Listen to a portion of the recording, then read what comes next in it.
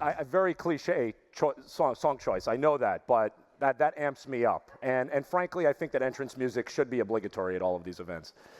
Good morning, everybody. It is fantastic to be here, not only because this is a phenomenal event, and I'm honored to be part of the program, but also because I get to be in front of actual people. And like many of you, this was the norm for me up until about 18 months ago. I would do a lot of this, and now it's sort of relearning to ride a bike, because while I've been doing a lot of presentations, they have almost exclusively been virtual until the last really month or so when I've gotten back out on the road. And it's so refreshing to feel the energy of all of you in this room today. So I'm very, very honored to be here. Thank you for having me. Now, for the next half an hour, I want to take you on a little bit of a speed round into the future, where we're headed, some things that might seem intuitive to you, others that may not. Ultimately, as a futurist, my job is to come in here and not try to be an expert on the future of what exactly it is that all of you do. You are the experts in those fields.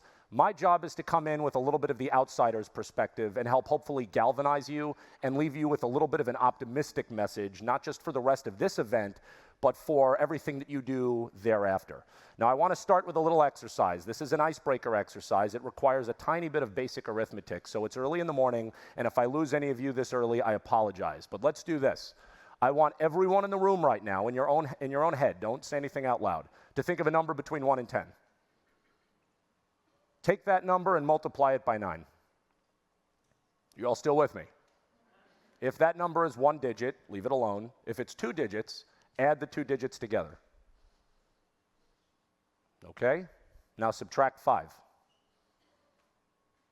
Now find the corresponding letter of the alphabet to that number. So if you have 1, it would be A, 2B, 3C, 4D, etc.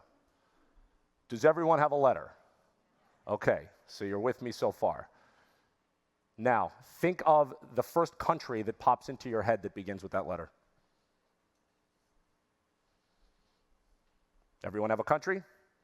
Take the second letter of that country and think of the first animal that pops into your head that begins with that letter. Good? How many of you, whoops, there we go. How many of you are thinking of this?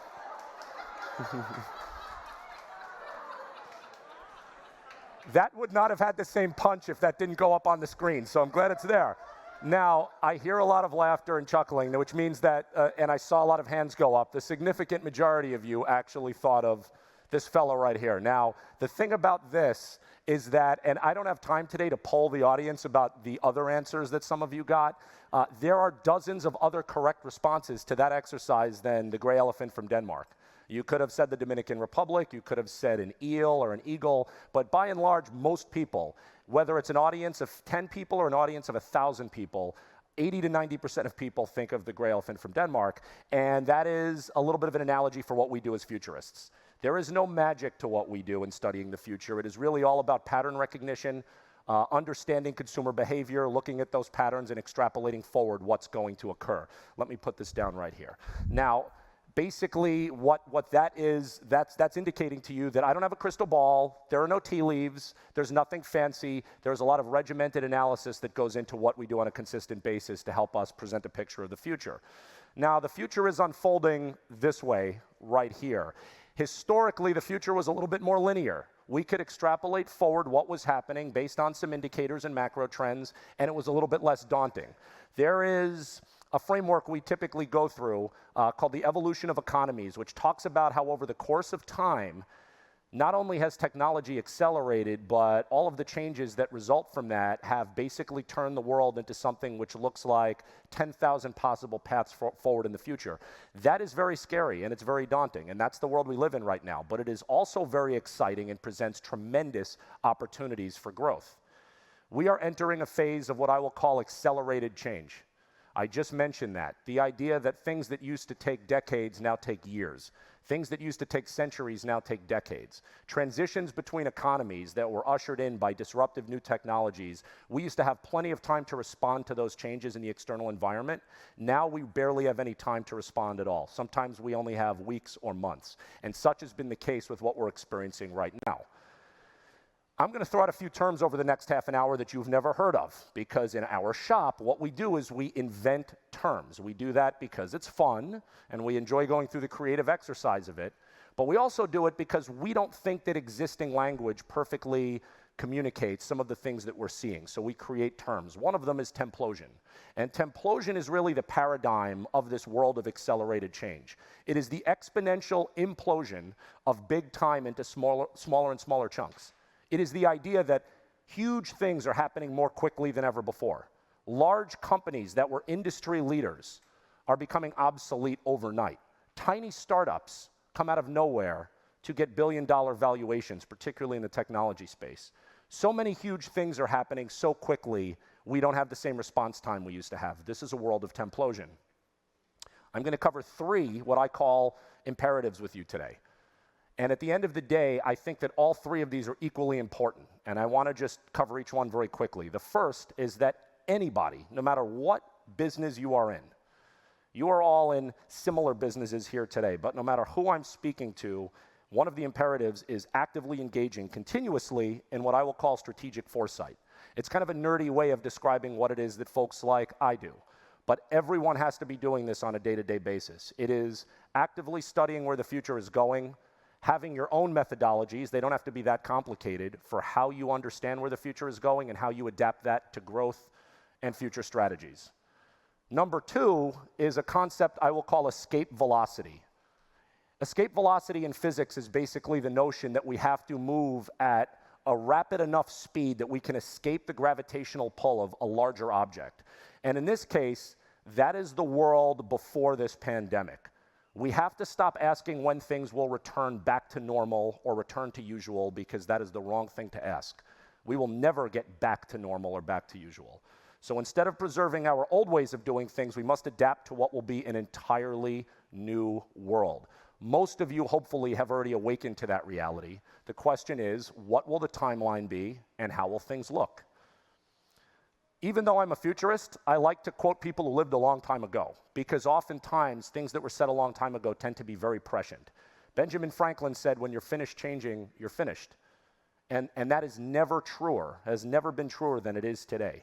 Once you're complacent, or you think you, for example, have a leadership position in your particular niche, and you rest on that, that is the surest recipe for disaster in a rapidly changing future. You don't want to be disrupted by others. You want to constantly disrupt yourselves. We have experienced something over the last 18 months that we have identified as the COVID accelerator. And the accelerator is happening in overdrive.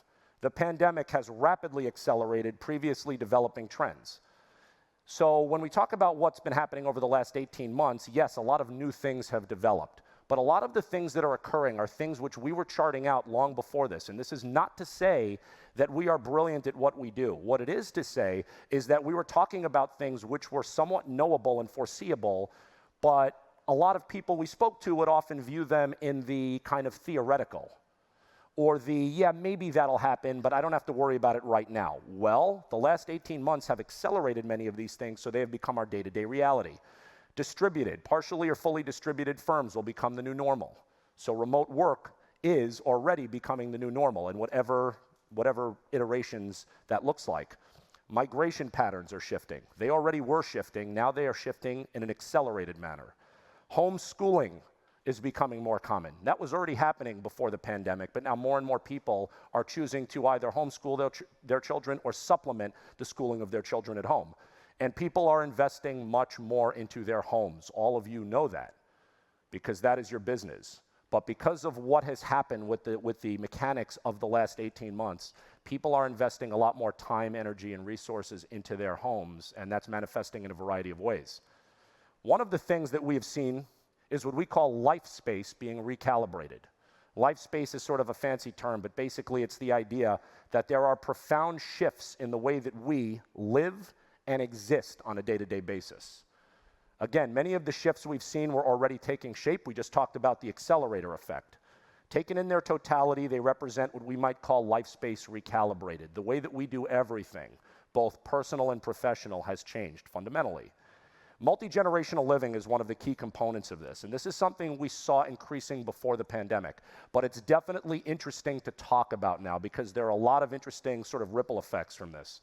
Increasingly, people in the rich world are choosing to live together.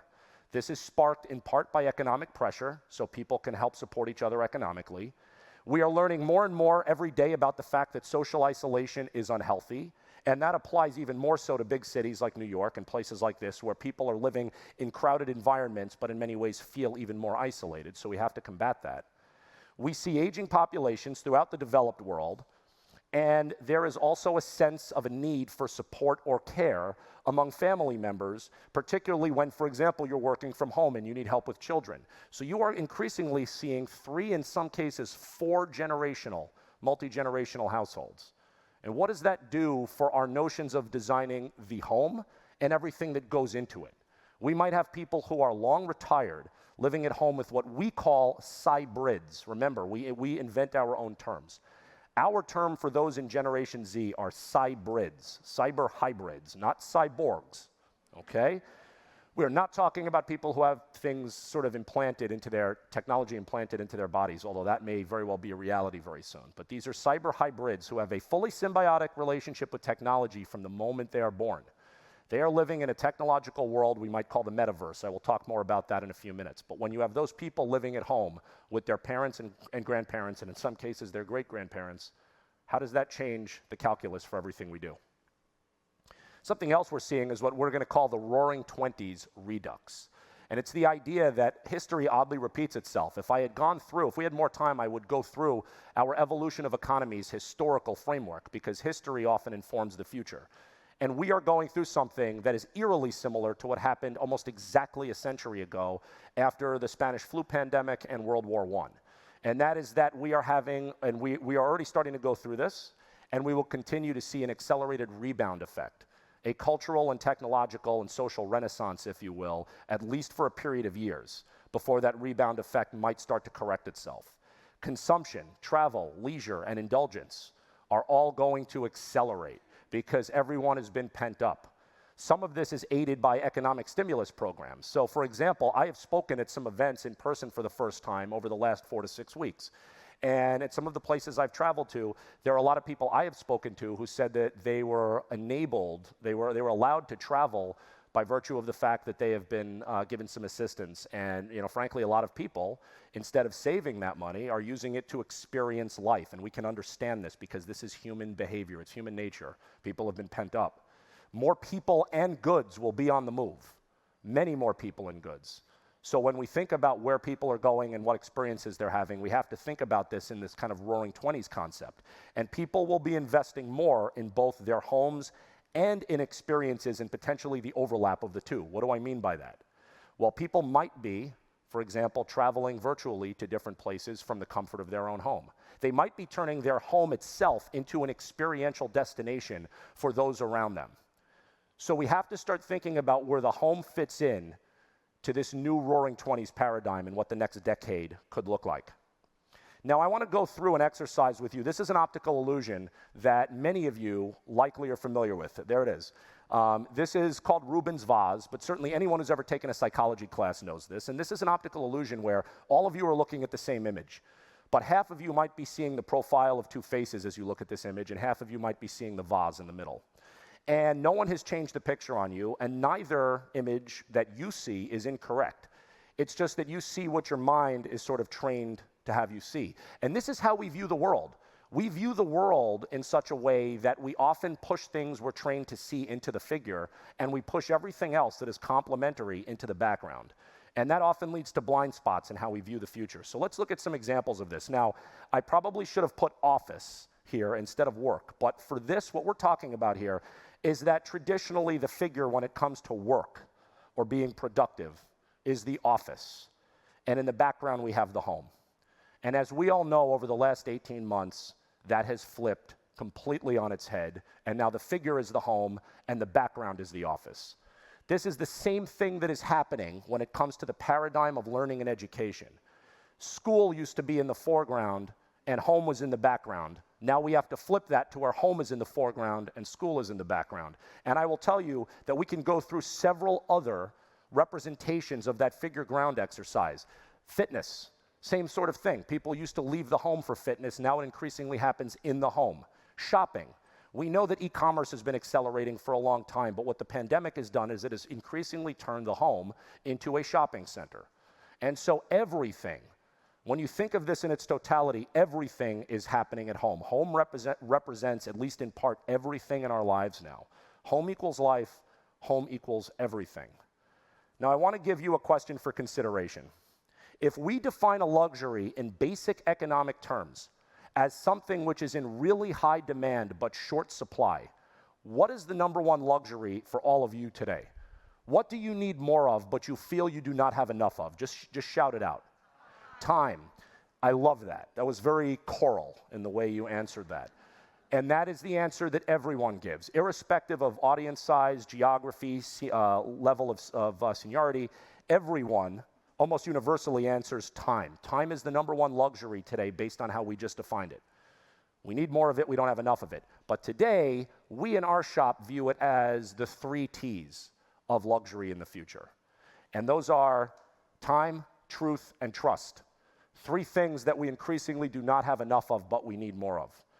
All of you are acutely aware of everything happening with MDM, mis, dis, and malinformation, and everything going on in our media and in our political discourse, and the reality that we don't know what is true and what is false. We don't know who to trust, from our institutions to those people around us.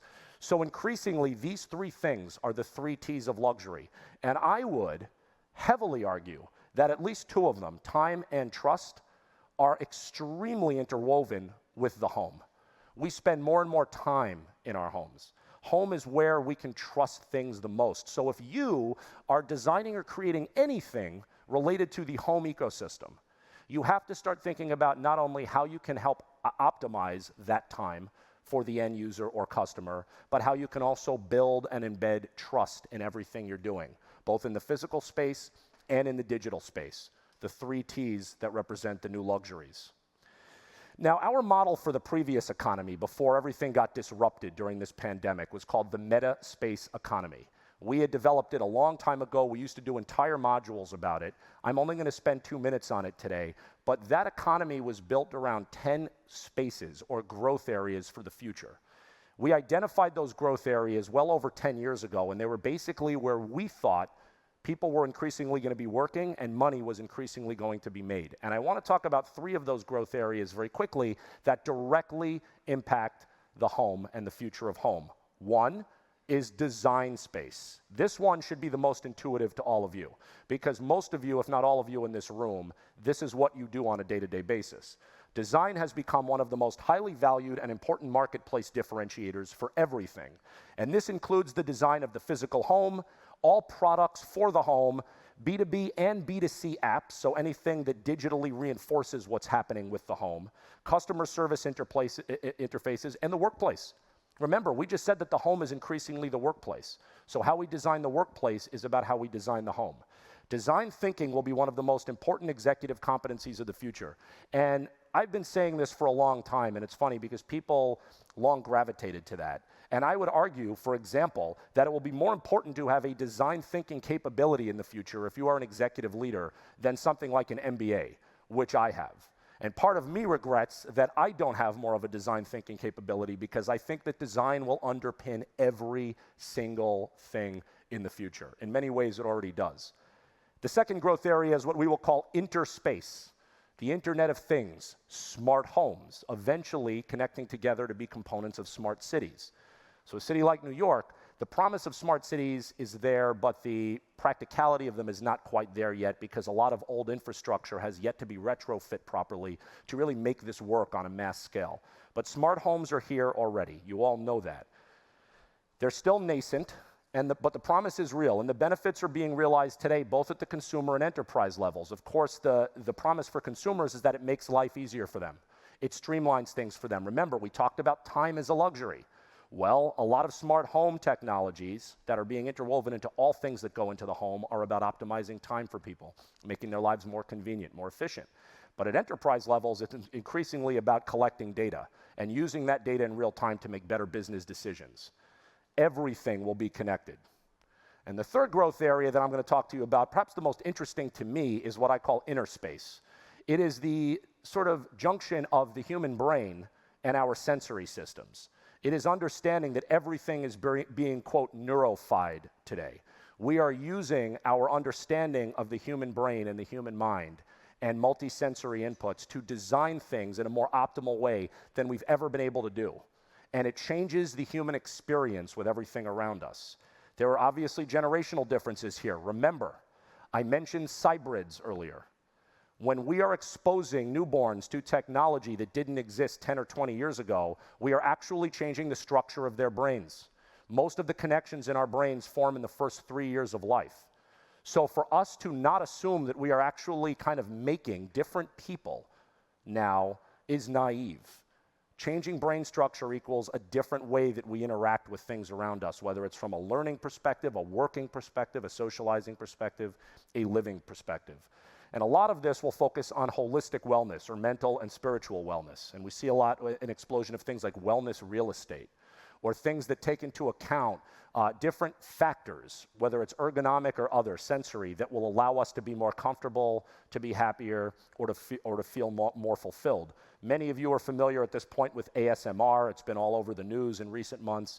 The idea that we can design things to optimize ASMR, which stands for Autonomous Sensory Meridian Response, and is the idea that in sensory ways, we can evoke effectively a sense of immediate euphoria for somebody. It's a tingling sensation. It's a physiological response that is still not perfectly understood, but it's the idea that certain textures or sounds can make us feel euphoric. And that increasingly is going to be built into the design of everything related to the home. So all of this will be integrated into and become a focus of all elements of the home of the future. Now, I want to talk very briefly about the combination of augmented reality and virtual reality, or what we might call mixed reality. And that market is expected to grow to 1.3 trillion US dollars by 2030, and I actually think that's a conservative estimate. But why this is useful is because it enables interactive storytelling about our brands and about what we are designing and creating. It enhances future scenario visualization. I love this. I have shared a stage multiple times with leading behavioral economists, and they find what I do fascinating. I find what they do fascinating, because what they have determined is that you can use virtual reality to make people actually envision themselves or their circumstances in 5, 10, 20 years or even farther out, and it actually can change their behavior, whether it's from a nutritional and fitness perspective and a health perspective, or whether it's from a financial decision-making and risk-taking perspective. Sense of presence, the sense that you feel you are somewhere when you are not there. Virtual reality does this currently through things like headset technologies, augmented reality more so through interactive displays like on your smartphone. And these are increasingly useful tools for us to be able to make people feel like they are in a home, for example, and we can move things around or change the overlay so that they are actually having different experiences. So all of this combines to lead to a scenario where we can actually make things far more interactive and immersive for people than ever before, and that completely changes the game. And as a result of that, we are entering what I mentioned earlier. I'm going to make reference to it again, what we might call the metaverse. Mixed reality is blending into what is called now extended reality, which is the next iteration of interactive multisensory immersive experiences. And it sort of sits in the middle of a Venn diagram between real and virtual and human interactions generated by computer technology and wearables. So it's basically, if you want to think about it this way, AR and VR on steroids, leading to an enhanced experience, the likes of which we still today are just beginning to understand. Flat content becomes spatial content. Things become three-dimensional, or even four-dimensional if you want to start getting really trippy about it. We are entering what is called the metaverse, the blending of real and virtual, the real world and the virtual world. And when we think about the metaverse, we are going to be paying for things differently. We already are. We know about the blockchain. I'm not going to go into full detail here about what the blockchain is. Not only is it still, to this day, hard to explain the blockchain, but everyone in this room knows about it. When I was talking about the blockchain 3 years ago, 5 years ago, people thought that I was talking about a science fiction related concept, when in reality now we understand that it underpins so much of what we do on a day-to-day basis. Crypto is virtual money, virtual payments. And it started years ago with a libertarian ethic that we would circumvent large banks and fiat currencies, but it has mutated into a speculative asset class. And the question in the future is, will it be accessible to everyone, or is it the next iteration of capitalism and finance as we know it today, where there is unequal distribution and access?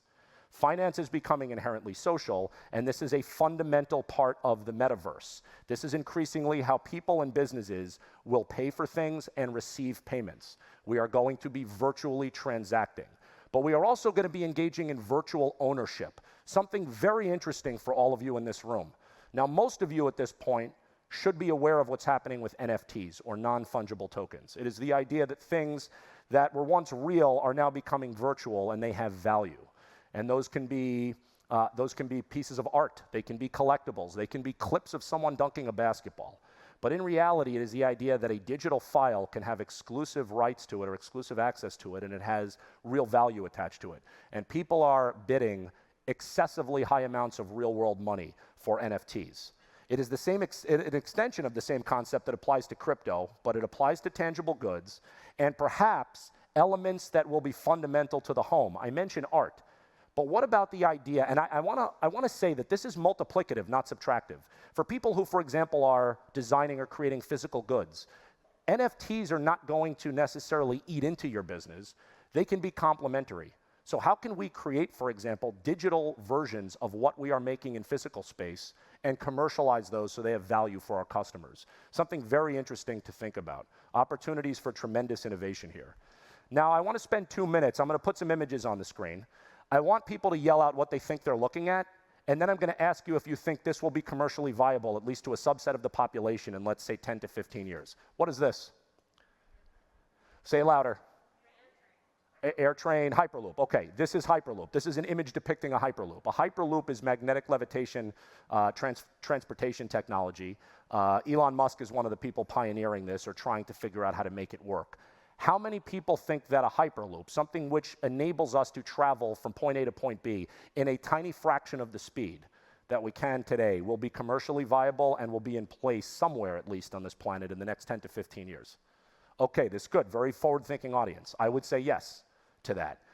It may not be covering this planet. We have a long way to go for that, but we may see this, for example, in a corridor in Southern California or in Scandinavia, a way to link many cities together in extremely rapid fashion.